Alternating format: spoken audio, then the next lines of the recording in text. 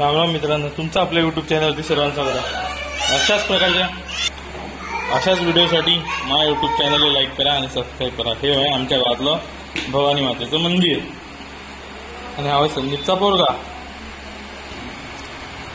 आणि हे सुभाष भाऊ जे कलरीचं काम करतो। मंदिरात चालू आहे आमच्या कलरचं काम। नवरात्रानिमित्त कलरिंगचं काम चालू आहे मंदिरात।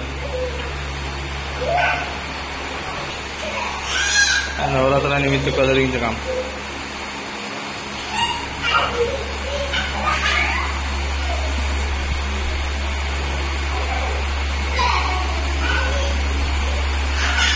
हे होय आपल्या भवानी मातेची मूर्ती।